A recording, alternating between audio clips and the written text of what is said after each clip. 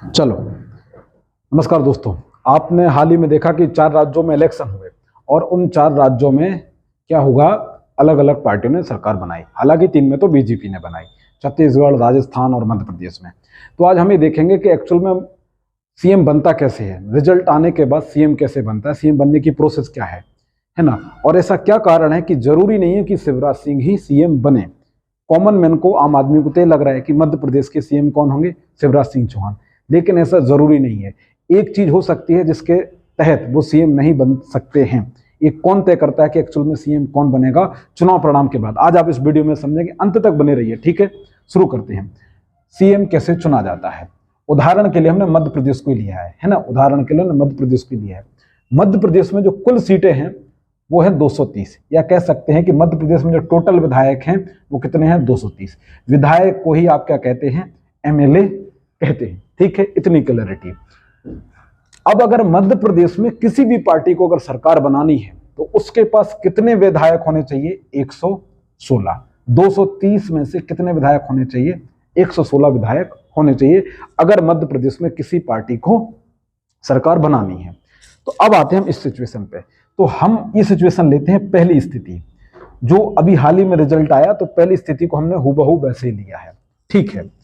अब देखो, तो रिपोर्ट्स की माने तो बीजेपी को मिले हैं कितने, 163 विधायक। मतलब बीजेपी के 163 विधायक हैं।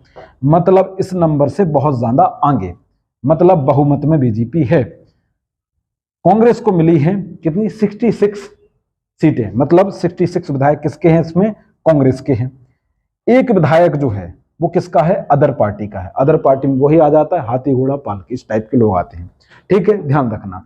तो ये सिचुएशन गवर्नमेंट बनाने के लिए सबसे गुड होती है, सबसे बेहतर स्थिति, सबसे अच्छी सिचुएशन, ठीक है। और इसी को कहते हैं हम ऐसी सरकार को, कि ऐसी सरकार क्या है, स्पष्ट बहुमत, ठीक है। तो ये सिचुएशन सबसे अच्छी मानी जाती है, ठीक है। क्योंकि मध्य प्रदेश में अगर सरकार बनाने तो आपके पास 116 विधायक चाहिए, और बीजेपी के पास कितने हैं इस बार के चुनाव में, 163 विधायक। मतलब बहुमत से वो बहुत आगे। तो ये सिचुएशन सबसे गुड होती है। मतलब जो सरकार इस नंबर को क्रॉस कर ले वो गुड सिचुएशन कहलाती है। सिचुएशन नंबर 2 में आते हैं। अगर ऐसा नहीं होता और अगर ऐसा हो जाता तो फिर क्या होता। देखो क्या होता है, यह स्थिति 2, बीजेपी को 110, कांग्रेस को 100 और बीएसपी को 10 और अदर पार्टी को 10, तो टोटल हो गए 230। तो आप यहां पर देख रहे होंगे कि इस नंबर को किसी भी पार्टी ने क्रॉस नहीं किया है, किसी भी पार्टी ने।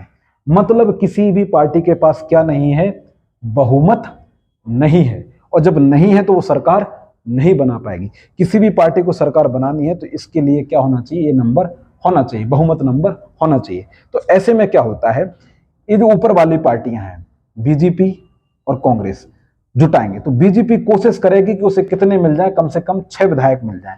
तो बीजेपी इस पार्टी के पास जाएगी, बीएसपी के पास, कि आप हमें समर्थन दे दो। अगर ये पार्टी समर्थन दे देती है 10 के 10, तो कितने होगा बीजेपी के, 120। तो बीजेपी ने ये नंबर क्रॉस कर लिया। मतलब अब बीजेपी गवर्नमेंट बनाएगी, ठीक है। मान लो बीजेपी ना जुटा पाए और कांग्रेस पहले ही जुटा ले इन दोनों को, कांग्रेस इन दोनों को जुटा ले, इन्हें भी मना ले और इन्हें भी मना ले, तो इसका भी कांग्रेस का फिर नंबर क्या हो जाएगा, 120। तो ये सरकार बना सकती है, ठीक है। तो ऐसे चलता है। और जब ऐसी स्थिति होती है, तो ऐसी जब सरकार बनती है तो इसी को हम बोलते हैं गठबंधन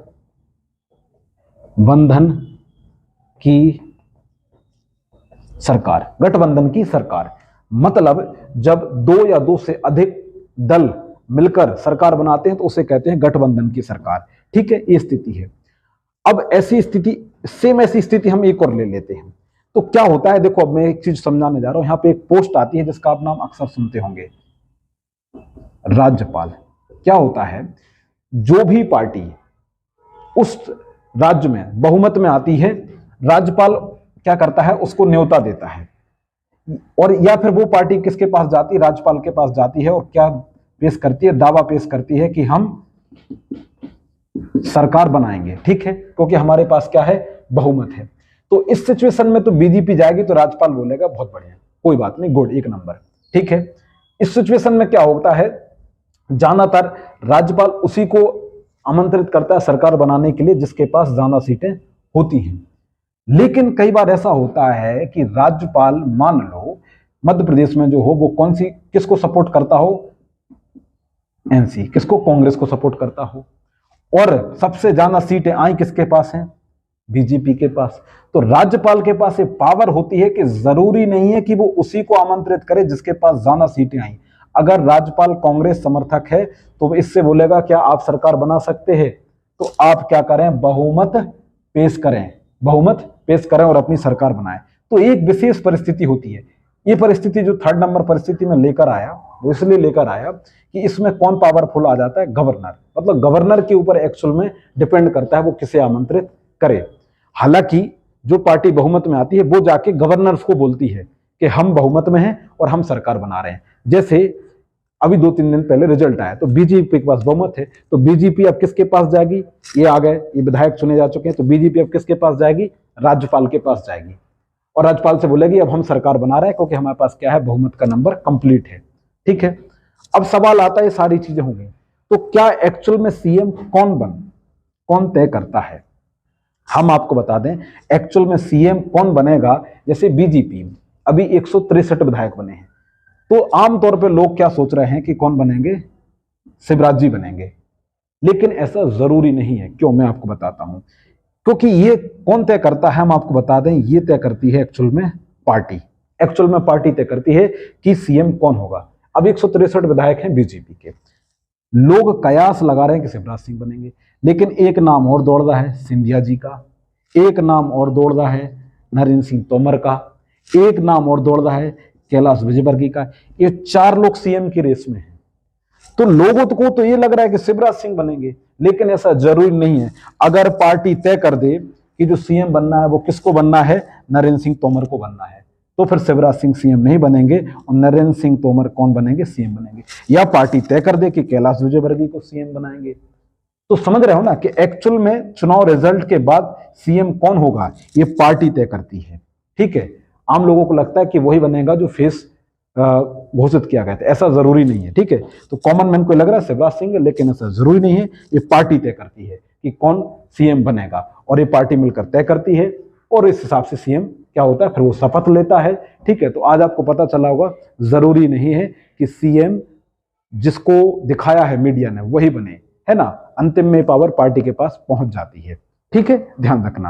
हम उम्मीद करते हैं आपको यह बात आज समझ में आई होगी कि सीएम कैसे बनता है, क्या प्रोसेस होती है एक्चुअल में, है ना। ये बहुत व्यवहारिक चीज मैंने आपको बताई, है ना। अपना ख्याल रखें।